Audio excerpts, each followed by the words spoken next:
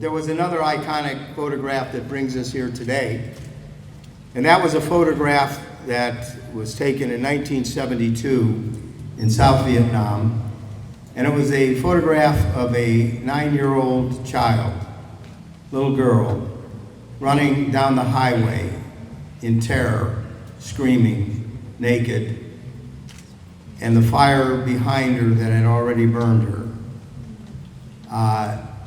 There were other children running with her, family members.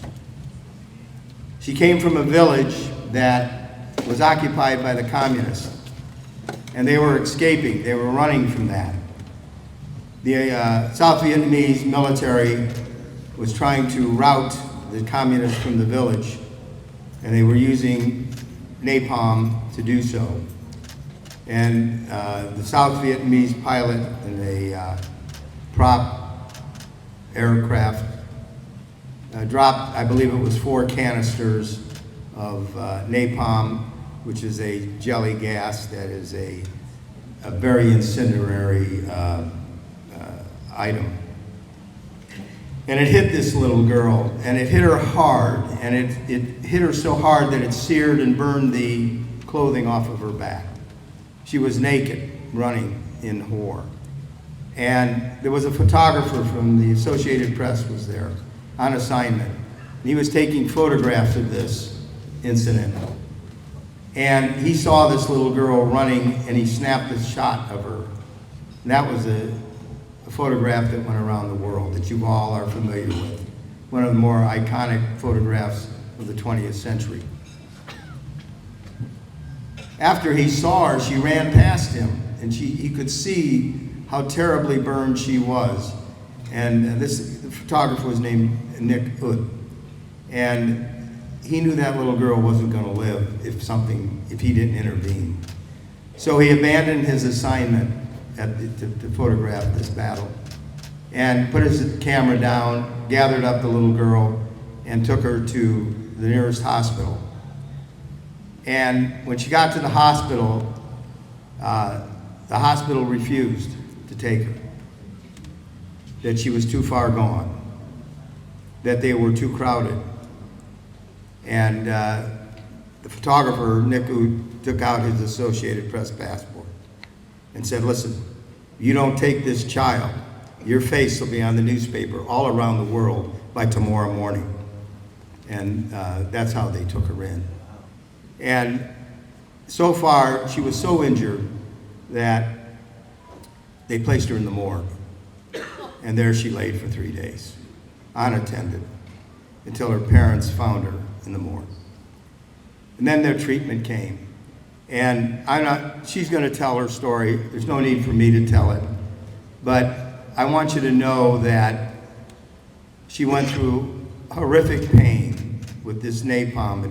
It's a burn that goes into the skin and feeds off oxygen. And as a 9-year-old girl, she was very much embarrassed because she was photographed naked. And she was so burned, and the pain was bad enough, but she felt that no man could ever love her, no boyfriend would ever want her, and that she was ugly. She did not like that photograph.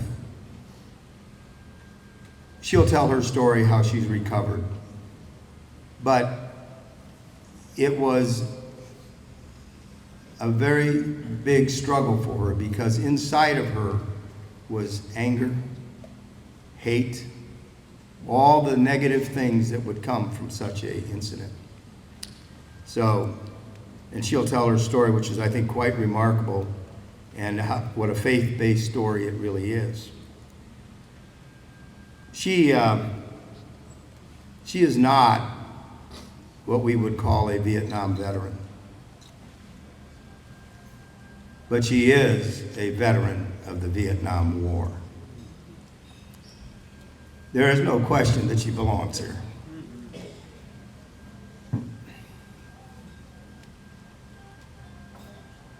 She was young when she confronted the war in Vietnam. Before that bombing, she was just a kid. And she was young. But there's many people in this room that were also young that confronted that war. And they're all over this country. She was badly burned, badly injured, badly scarred. But there are many people, or there are people in this room and all over America that were also young and were scarred and burned and hurt. She thinks about, she's a very pleasant woman, you'll see. But she thinks about Vietnam every day. She thinks about that incident every day. There are people in this room who think about Vietnam every day. And there's people all over this country that think about Vietnam every day. We were sent, people in this room were sent to fight communism and to fight for the freedom of the South Vietnamese people. This lady had to escape from communism and is thrilled to be in a free society. Now, the point of all this is that she is part of us and we are part of them, of her. There is no difference on the journey, only in the details. Ladies and gentlemen, I want to present to you Kim Phuc, the Napalm Girl.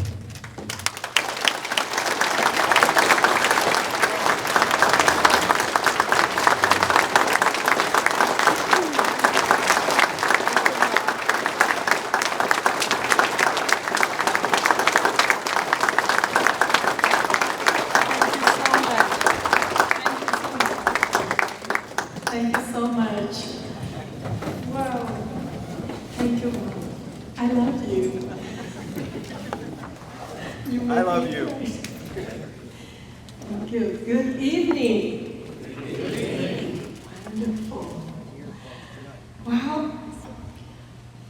Ladies and gentlemen, and Vietnam veteran, I have to salute. Thank you so much for your service. Wow. It is a great honor and privilege for me to be invited to share my story with you this evening. Wow. Thank you for inviting me. And thank you for all the team who work tirelessly to make this evening possible. I hope you enjoyed your dinner. Thank you. Wow. I believe every one of us here in this room have a good story to tell, but right now it's my turn. Beginning of my journey, I have to tell you the story.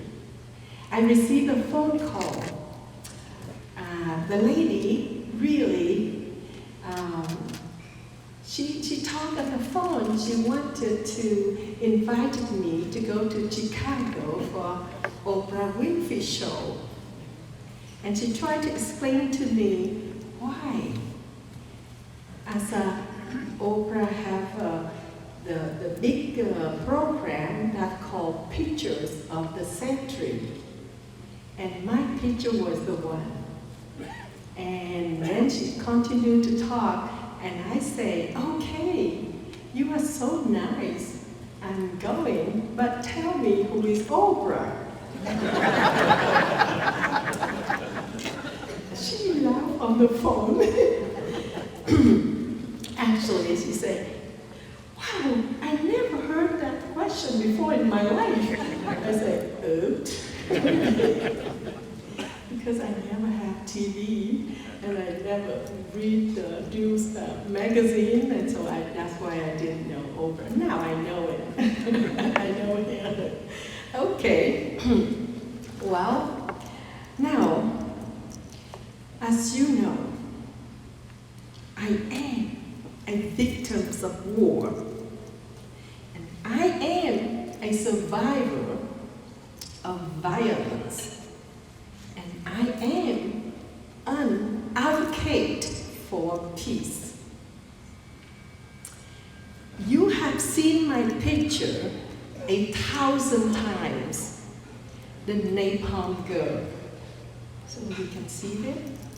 I don't see it. That's what I don't know. You see that? Oh, okay. It's a picture that makes the world gasp. The picture that defined my life.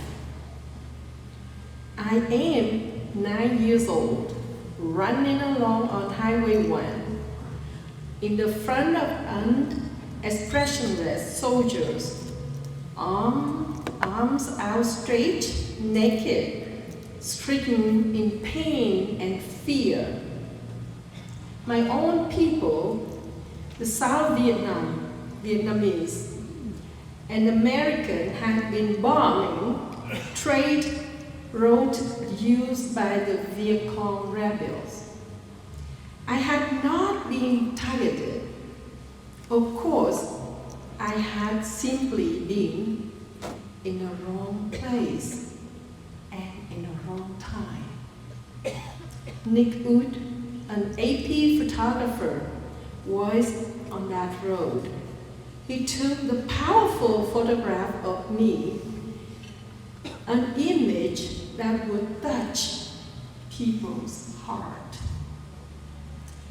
It became very famous.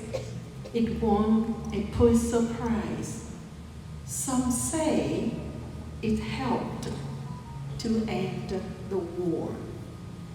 I would like to show some video from Shelley Saywell's 1996 documentary about my life.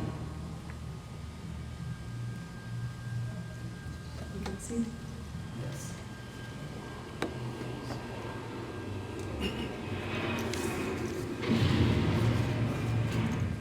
Vietnam, 1972. A firestorm of napalm is captured on film, and an image is frozen in history. This is the story behind the picture that touched the world.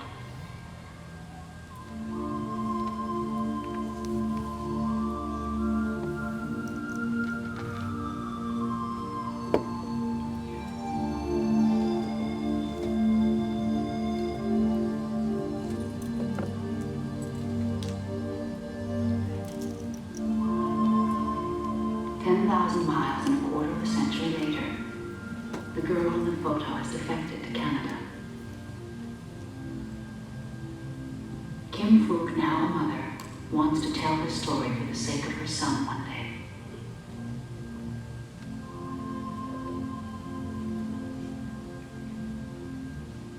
It's the story of escape from her private battles on the road to forgiveness. It takes Kim on a journey to America to finally reconcile her past, to help in a much wider healing. So many people die in Vietnam and America. Why they die? And why they have to suffer like that?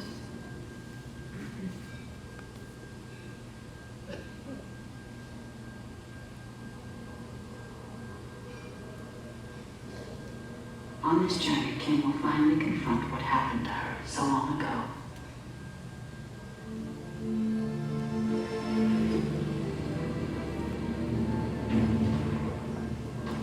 Off Highway 1, between Saigon and Cambodia, the North Vietnamese offensive engulfs Kim's village of Trang Bang. South Vietnamese attack from the air, while villagers take shelter in the pagoda. Inside the pagoda, a lot of people, they screaming, they say, oh my goodness, they go to hit, to drop the bomb right there. So that's why the people, they ask the children, go out, and everybody go out. And looking down the road, we could see the enemy soldiers frantically gesturing civilians to come out, and they were pouring out of the temple building, and they were running frantically up the road towards us. I remember I saw 4 boats, and then they moving like that. And as it came over the road, they released 4 canisters of napalm straight across the road, and everyone we could see just vanished. It turned into an incredible fireball. I didn't hear the explosion, but I saw around me the fire everywhere. And I picked up my long red real Napalm. I focused 2 of them, and I shot both. Just dropped the bomb and bomb, and boom, shredded napalm. AP photographer Nick Hoot and a group of journalists watch, stunned, down the road. Among them, British journalist Chris Wayne. As we walked down towards the burning road, and the road was literally on fire, figures started to appear from the graveyard on our right-hand side. And I remember they were absolutely silent. Nick's lens captures the unfolding tragedy. Out of the fire emerges Kim's aunt. Her baby will die later. Kim's grandmother and 3-year-old cousin. See how he died. Roughly around my camera, she looked at him, he died. She know he died. She screaming, she bleed hair. His skin just come off. Oh my God. I never see the picture like that in my life. And the baby looked as though clothing was hanging from him, but in fact it was skin. And Alan said, "I can't film this." And I said, "You must." And then Kim. And my glow suddenly is gone. And then I saw a fire in my body. I feel so scared. And I kept running and crying.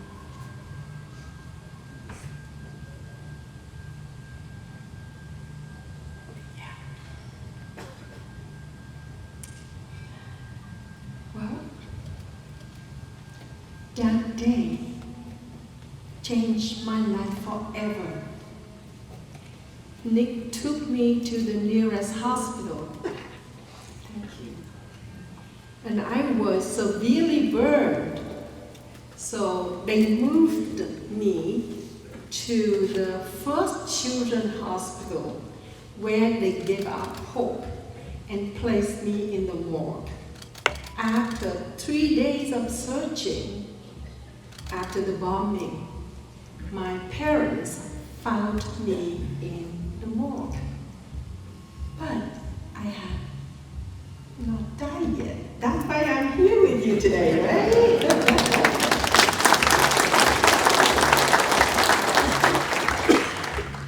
So everybody was expecting to bring my body back to the village for burial. Well, then a miracle happened. My father met his older friend who worked at that hospital and asked for help. They had me transferred to the Basketball Clinic, where I spent 14 months. You can see the picture over there. And wow, thank to God and the wonderful doctors and nurses, I survived. I had 17 operations. My final one was in Germany in 1984. My recovery was long and very difficult. And when I left the hospital, I had to do painful exercises every single day. Dear friends, those bombs have brought me immeasurable pain, even after 40 years later. I am still receiving treatment for burns that cover my arm, back, and the neck. The emotional and spiritual pain was even harder to endure because of the scars you can see there on my back and my left arm and my neck.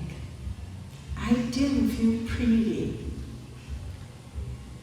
Oh, how I envy my girlfriends who could wear short sleeves blouses. I was certain no boy would ever love me or marry me, and that I would never have a normal life. But you know, I was so wrong. So I have a wonderful husband. He's here with me today. He's a wonderful. Can you stand?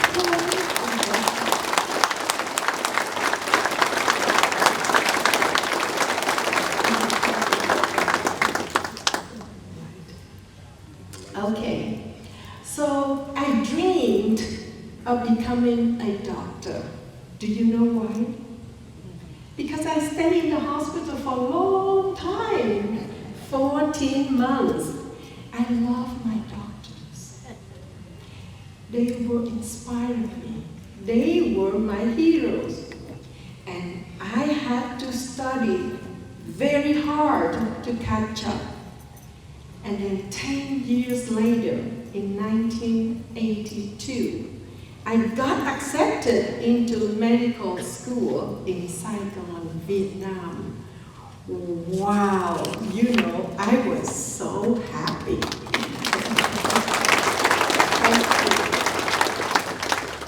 But you know, my happiness didn't last long. The Vietnamese government decided to find me, and they thought I should be a war symbol for the state. The officers would come and pick me up from my school to do a lot of interviews with the foreign press. They tried to control me, and eventually they cut short my study. Wow. I wanted to be left alone, to just study as a teenager. But they didn't care what I wanted. And you know, I became a victim all over again. Yeah. This was a very low point in my life. My life just became as a bird in the cage. I kept asking, why me? Why that happened to me? All the time. And I felt so bitter and angry. I used to curse them to death, who has hurt me, and I wanted them to suffer even more than me. For a while, I had a lot of anger. Yes. But I knew I could not live like that forever. I had to change my heart or die from hatred. I have a choice to make it. You know, when the bomb dropped on me, I have no choice. But I learned, yes, I have to do it. For years, I was searching for the answers. How would I find peace and move on? One day, in the local library in Saigon, I discovered the New Testament. I finally found my answer. At 19, I became a Christian. That happened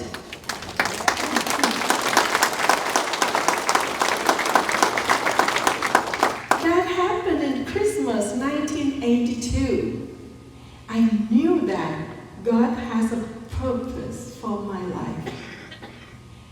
And yet, looking back at the past 5 decades, I realized that those same bombs that brought so much suffering also brought great healing. Those bombs led me to Jesus Christ. In 1986, the Vietnamese government gave me a permission to go to Cuba. I bet all of you know about Cuba. And why Cuba? Because Cuba was a communist-friendly country, and that made it easier to control me, right? I was in Cuba for 6 years to study at the University of Havana. Por eso yo puedo hablar español. Well, I had a good friend in Cuba, but because of my health problems, I had to change my dream of becoming a doctor. Instead, I studied Spanish and thought about a new dream to find a way to live in freedom in the West. Looking back, the best thing that happened in Cuba was I met my husband, Ton. Well, then we were married in Havana. Actually, our wedding anniversary is September 11th. Can you imagine? What a day, eh? But 1992, right?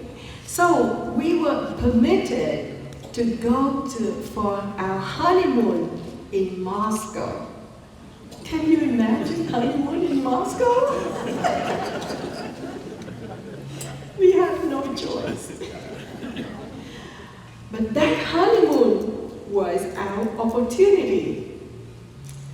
Well, on the way back to Cuba, the airplane was scheduled to stop in Gander, Newfoundland, for 1 hour to refuel. Canada. All I knew was Canada was a free country and with a very pretty flag. That's it. That's all I knew.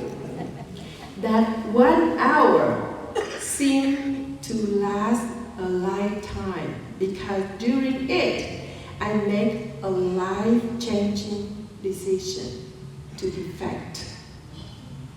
Our entire luggage was on the airplane or back to Cuba, who knows, but who cares, right?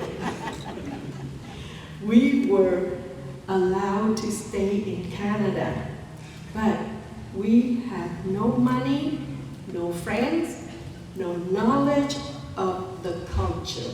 Nothing. 0, 0, 0. But we had everything. We have faith in each other, so we can have everything. I'm so thankful for that. Well, difference. My physical recovery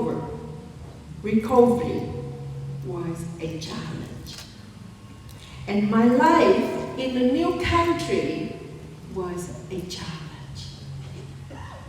But by far, the biggest challenge is learning how to forgive those who caused my suffering. I remember how I felt when I first read the verses in Matthew 5, 33, 34. Love your enemies. Do good to them which hate you. Bless them that curse you. And pray for them which despitefully use you and persecute you. Do you know how difficult that is? I didn't know how to do it. It seemed impossible for me. I had a lot of scars that you saw in the picture, and I had endured so much pain, emotionally and physically. At first, I thought, no way, Jose, eh? That's really true. But one thing I had to do, I prayed over and over and over. I didn't wake up one day and just say, yes, I forgive. Not that way. But I learned that in order to be free, I had to learn to forgive. When I think about how far I have come, the freedom and peace that come from faith in Jesus, I realize there is nothing greater or more powerful than the love of God. My faith in Jesus had enabled me to forgive those who had hurt and scarred me. It has enabled me to pray for my enemies rather than to curse them. And it has enabled me not just to tolerate them, but truly to love them. I will forever bear the scars of that day. And that picture will always serve as a reminder of the unspeakable evil of which humanity is capable. That picture defined my life. In the end, it gave me a mission, a ministry, a cause. People who know me, they know I love to laugh. They know that I don't hold hatred in my heart. And the question I am asked all the time is, but how, Kim? How did you do that? How you can come to forgive? I can tell you, it wasn't easy. First, I have to learn. I stopped asking, why me? Right? Instead, I asked, please God, please help me. The second, I learned to trust and obey God. No other way. Maybe you know that song, right? I trust that the Lord can do impossible things in my life. I used to call Jeremiah 33:3. You know what is that about? Right. Call unto me, and I will answer thee, and show thee great and mighty things, which thou knowest not. Yes, I do. It's my emergency call. And the third, I learned to be positive. I started to count all my blessings rather than complaining. Never complain. A few minutes ago, you saw the video, right? When the 4 bombs fell, I was in the middle. And I should have died. Napalm gasoline burns at 1,200 degrees Celsius. Incredible. Unbelievable. And my skin should burn off my body. But you can see my hands and my face are still beautiful, right?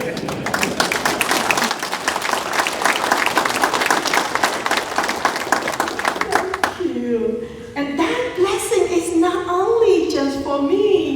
but also for all of you too. Because I know that when you saw my picture, you were wondering, what happened to that little girl, right? Is she still alive? Yes, she is still alive. What a living miracle. I love in Psalm 118:17. Praise the Lord. You know what is that? I shall not die, but live to declare the work of the Lord. That's my life. And I knew that. God has the power to change my life. Especially since He forgave my sins. And I asked Him simply to please help me to learn how to forgive, how to love my enemies. So I started on that project, and I imagined the picture in my head. It's right here. Okay, so I have to show you that picture I draw in my head. A cup full of black coffee. You see, not milk coffee, black coffee. And my heart being exactly like this. It's so difficult. It's full of anger, hatred, bitterness, pain, loss, hopelessness. Everything was negative that I had been there. Then I tried pouring the black coffee out, pouring out my hate. Every day, a little bit at a time.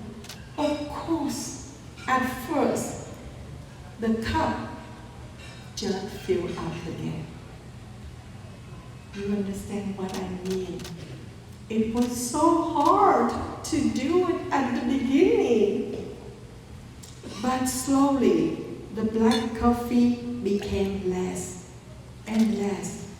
Then, one day, there was no coffee left to pour. You can see that. My cup was empty. And by God's grace and mercy, He refilled my cup.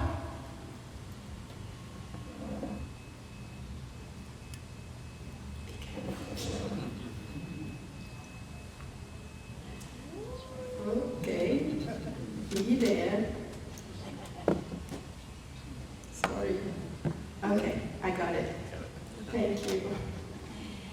Yes, and He refilled my cup with light, peace, joy, compassion, understand, love, patience, and forgiveness. Now you can see that. How about my heart? Before and then after. Big operation.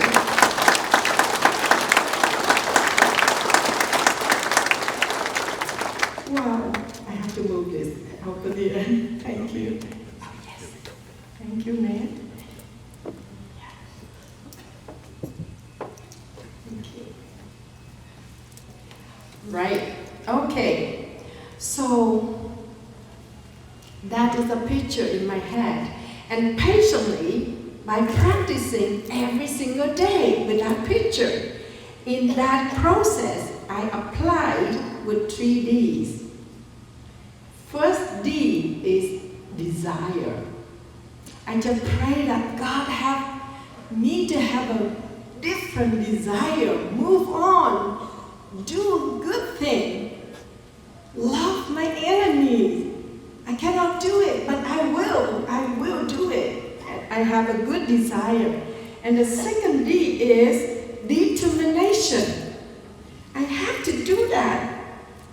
It doesn't matter what happened. I have to do that. The third D is discipline. I have to combine all of that. Desire, determination, discipline together that I can achieve. Then I started to put all the names of the people who caused my suffering on my prayer list. You know what?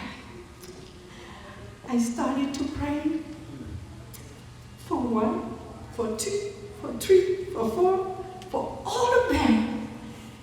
Wow. Dear friends, the more I pray for my enemies, the softer my heart became. That's all. Wow. I felt forgiveness completely in my heart. Dear friends, forgiveness. It did not happen overnight. It took a long time. But when I experienced real forgiveness, my heart was set free. Yes. It was heaven on earth for me. That little girl. Yes, I got it. You mean I got it? Well, if I can do that, all of you can do that too, right? So, you see me today. I am smiling, always laughing. I have no bitterness. People always ask me the same question, how did you do it to Kim? So I have written a new book about my faith journey. I think you can see that, right or not? Yes. Yes.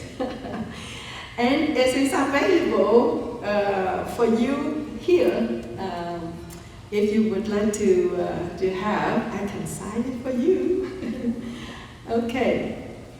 Well, dear friends,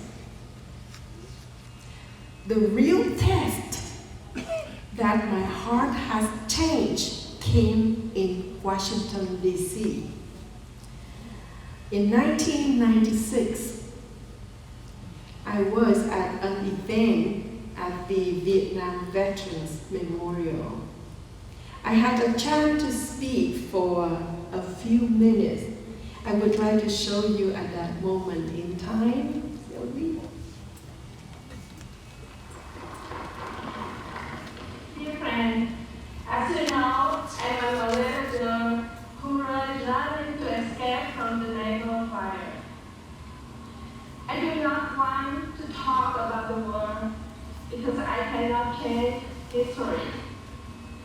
I only want you to remember the tragedy of war in order to do things to stop fighting and killing around the world.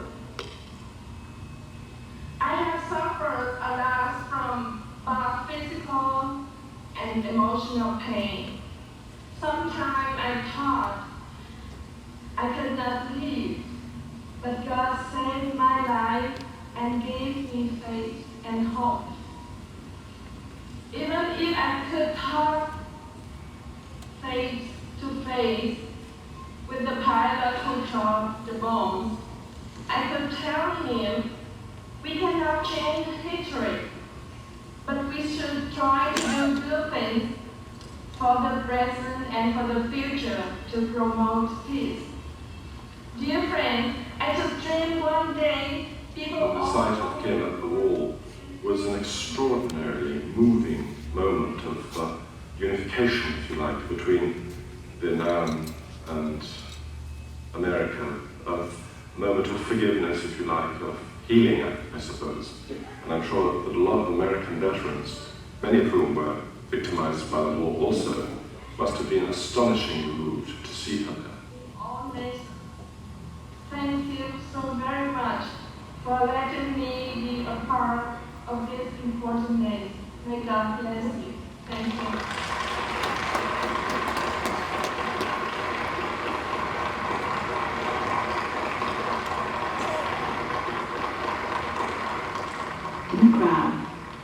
says one veteran has made a special journey just to hear her words.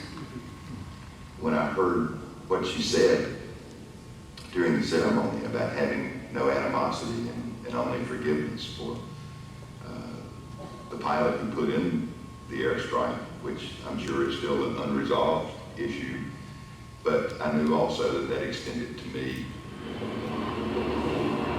For the first time ever, Captain John Plummer tells how he was involved in the airstrike. When we put in the airstrike, it was given to us, or the information that we received back was that the bombs were on target and everything was fine, and we felt very successful because we had been told and had made a conscious effort to make sure that village was clear of any civilians. And as a matter of fact, it wasn't even the village that we were bombing. There was bunkers and trenches right outside the edge of the village. So when I went to bed that night, I was very satisfied that we had done our job. And then the next morning when I woke up and went to the mess hall, and the Stars and Stripes newspaper was laying on the table, and it had Kim's picture, and underneath it said in an airstrike at Train Bang, and it hit me just like somebody had hit me in the face with a baseball bat. That was that airstrike. John Plummer, now a Methodist reverend, suffered years of alcoholism and broken marriages. It became very difficult to deal with, and was just an open wound. I couldn't explain to anybody my role in this until I reconciled this with Kim somehow.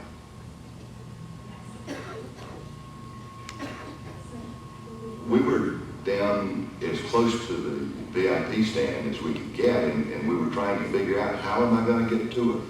And there was a park police lieutenant, and I wrote Kim a note, and it simply said, "I would like to speak with you," signed Reverend Plummer. And I put it around my business card and gave it to the police lieutenant. And he was going to give it to Kim, and in the meantime, a friend came over and grabbed me by the shoulder and said, "Come on, I've got it fixed." And we crawled under the chains and followed you and Ron up the walkway. And she wanted us to keep moving so we get some privacy. And she asked Kim, said, "Do you still want to meet Reverend Plummer?" And Kim said, "Yes." And she said, "Well, he's right behind you." And I saw you. And it's really touching. We cried, both we cried. How to see, and thanks God bring us that moment to me. Yeah. Dear my heart, I want to see you. Yeah, because I want to let you know from my heart. Okay, I forget that. It's as though the entire world has been lifted off my shoulders. That's what it means to me. I needed you to look in my eyes, because I knew when you saw that, when you saw the sorrow that I felt, that you would know and you would understand. I'm so glad I met you, I tell you. This is one of the greatest days of my life.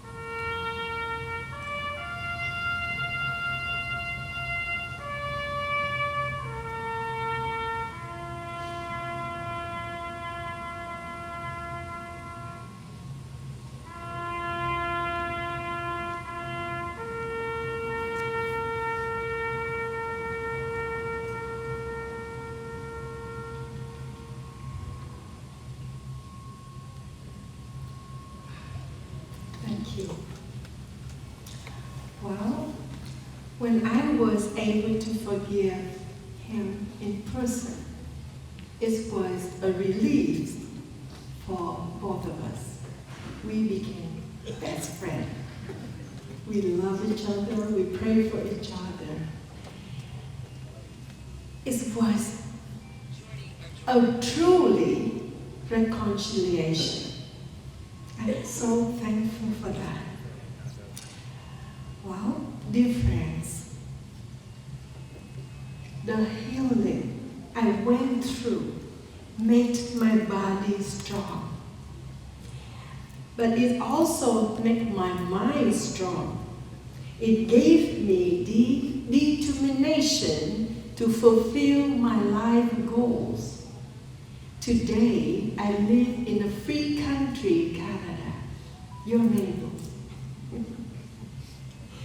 With my wonderful family, my husband, Ton, and we have 2 sons, Thomas and Stephen. Did you see that?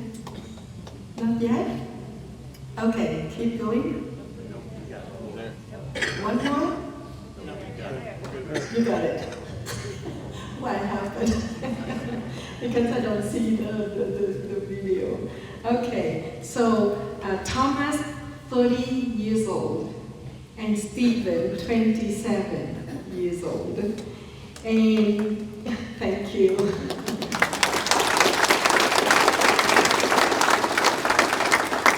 And Thomas and his wife have given us 3 grandchildren. You can see there. Help me talk, get a move. And then Stephen, right? One more. Okay, Stephen got married also, and he has 2 grandchildren, children, and so they gave us, my sons, Thomas and Stephen, have given us 5 grandchildren.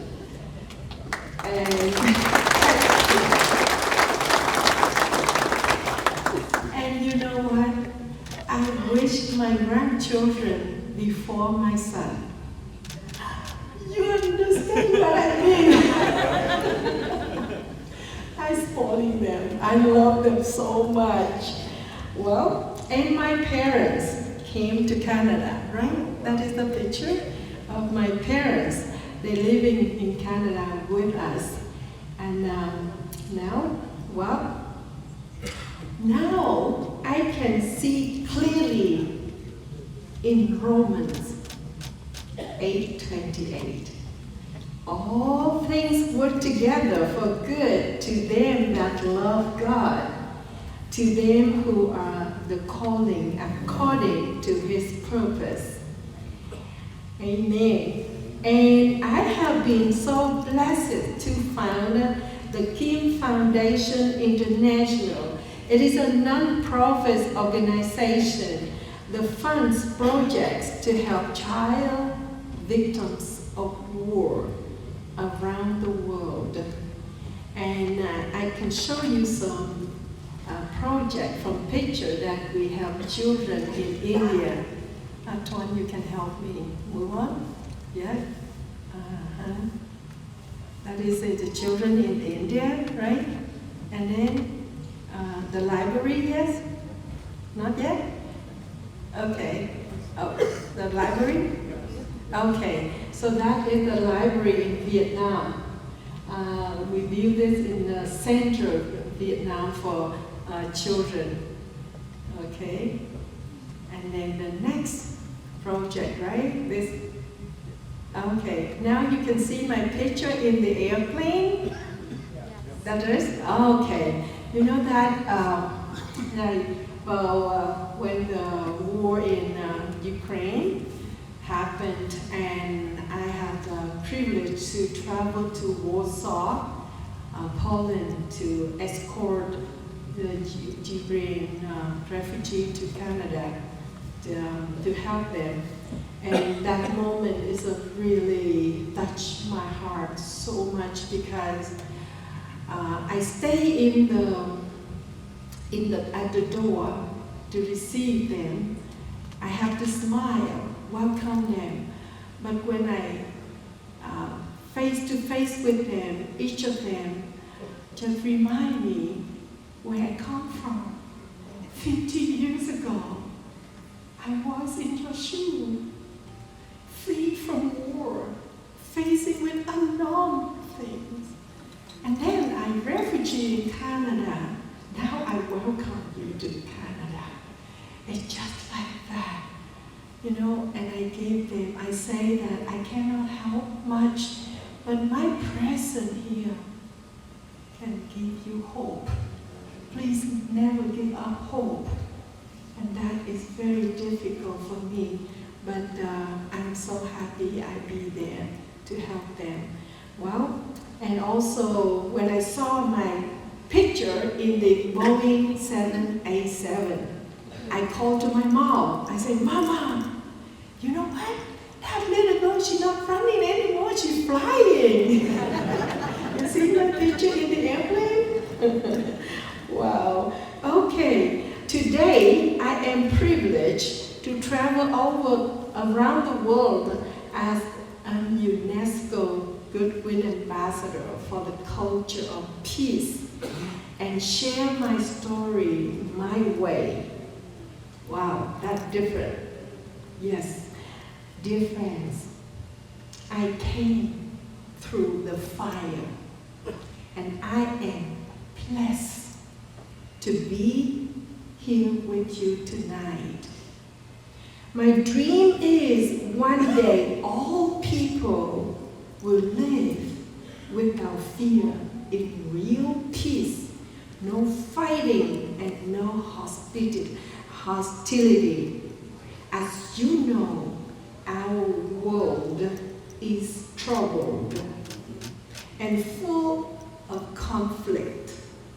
But every single day, we have opportunities to be better people, better neighbors, and better friends. All is our choice. Make the right choice. And I believe that peace, love, and forgiveness will always be more powerful than any weapon. Do you agree with me?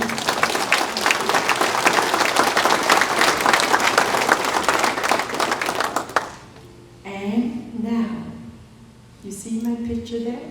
Okay. May I suggest a new way of seeing my original pictures. Listen to me, please. When you see the little girl running up the road, try not to see her as she was then. Wounded, suffering, crying out in pain and fear. Try to see her as she is now.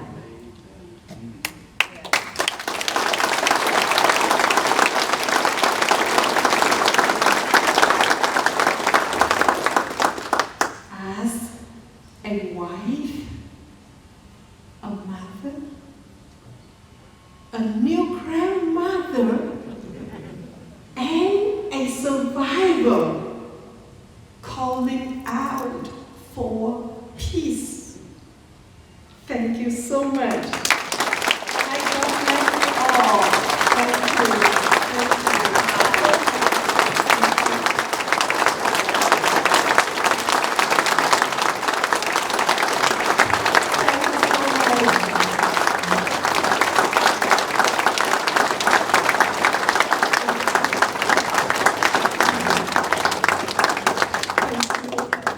I love you. God bless you. Have a good evening. Thank you.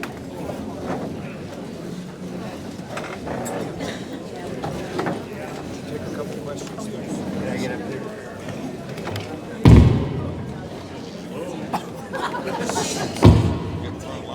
It's on? Oh, thank you. What? Hey, I want to thank Kim and just tell her how much of a blessing that was. If you have any questions, she'll take some questions from you. All right, folks. Folks, there's going to be a question and answer period. Our mic has kind of died here, so we've got technical difficulties. But we do want to have some opportunity to ask questions to Kim. And I want to also kind of wrap it up. And I have a little gift for Kim. Kim, one of our veterans who lost a son in Iraq, I believe, has been very appreciative of these, and he does little artwork that we try to make available.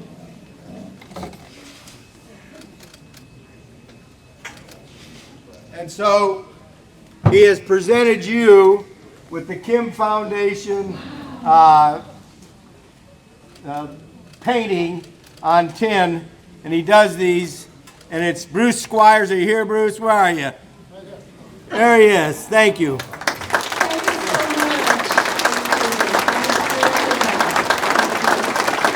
There you are. Thank you for being here, too, and that was wonderful. All right. Does anyone have questions? And if you have questions, you're going to have to scream them out. And we'll do the best to answer them. Or get this working. I don't know which it is. All right. Does anybody have a question? You have some questions, please? Questions? There's a question. How did I contact her? That's your question. All right. I'm always on the internet. I'm looking at things about Vietnam, and I look for speakers also. And I saw the Napalm Girl giving a speech, and the key is I found out she was in Canada. And once I knew she was in Canada, I got her.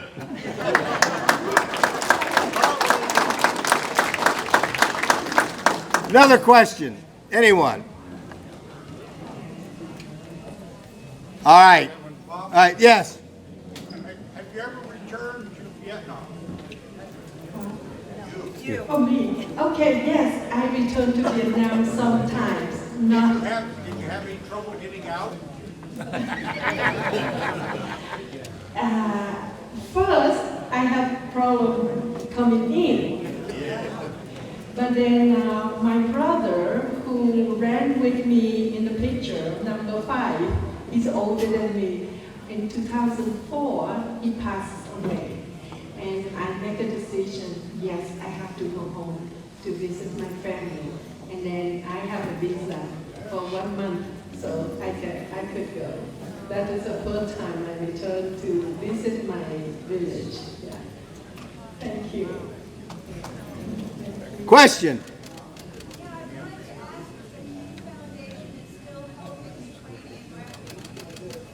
Is the Kim Foundation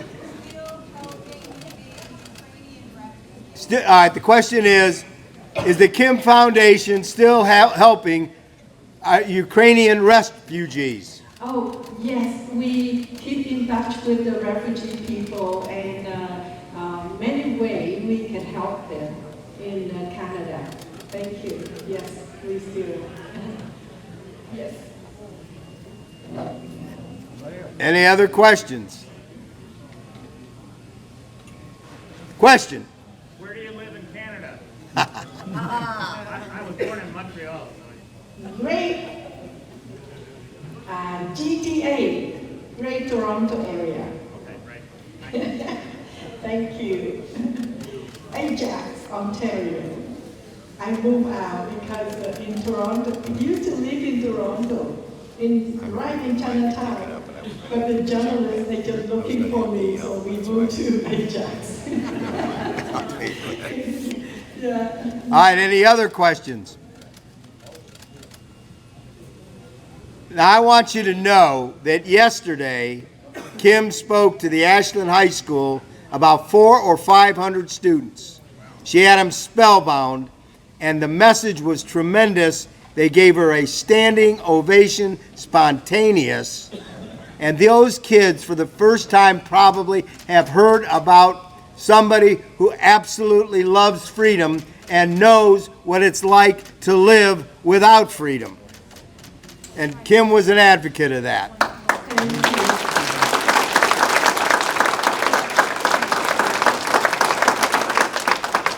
All right, now I have one request. Well, here's what's going to happen. We still have 17 books to sell. We're going to sell every one of them tonight. And Kim, yeah, we got a question? Question. No, I want one of them books. You got one. You got it. And she'll sign it. Now, and you can get your picture taken with her still. And it's a pretty nice picture to have, I tell you. So she's going to then, after she sells whatever books are there and takes whatever pictures you want, then she's going to entertain questions from the press. We didn't do it earlier. We're doing it later because we wanted to preserve her voice. But now, before we close, Mr. Arthur, are you here? Yes, sir. Come on up. This man is the president of the Vietnam Veterans of America. Am I right? Yes, sir. And he has a short message for us. Part of the national organization, they, on April 24th at noon in Washington, D.C., we will, by state, alphabetically, place a wreath at the wall. And what they're asking is for the local communities or veteran groups to also at noon place a wreath at one of your own veteran community monuments or grave sites or something like that. And that's all I have. Is that short enough? Excellent. Question. Ms. Kim, does your foundation accept donations or? Okay, and how do we do that? We have a website in the end of my book. Okay. Yes, that all information in there. Thank you so much. The question was, how do you donate to her foundation? The answer was, it's in her book, at the back of her book. But it's a website she has, right? Okay. Any other questions? Okay, folks, I want to thank you from the bottom of our hearts. Oh, yes. We have one other treat, and it is a treat. Our state representative is going to lead us in God Bless America. Come on up, Melanie. Thank you.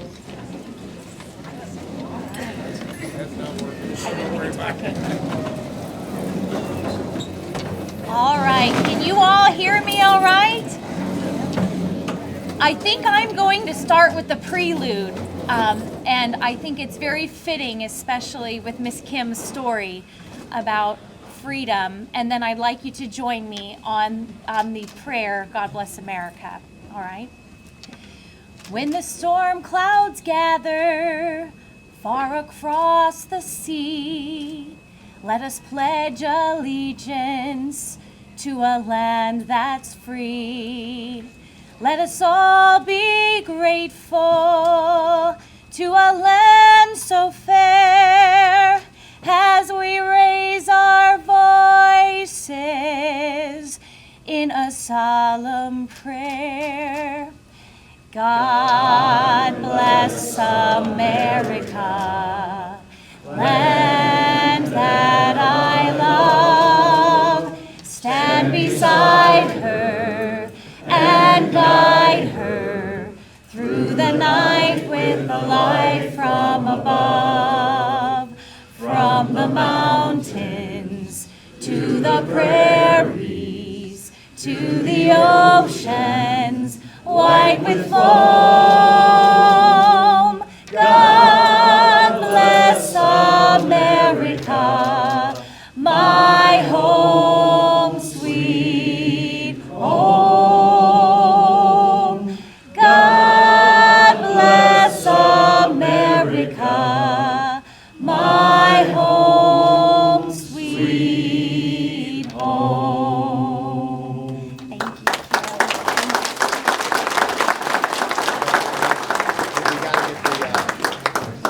flowers on the table, and the flowers in. Okay. All right. All right. Now we're gonna go one more thing. On the table is a plant. Called a table decoration. The oldest veteran at the table can take that home. And every woman that's here will get a carnation from Carl Reichert as you leave. And Purple Heart guys, Carl's going to take your picture. Amen and thank you. Sorry that battery didn't last. Oh, wait. Well, you know what? It lasted through all the important stuff. I usually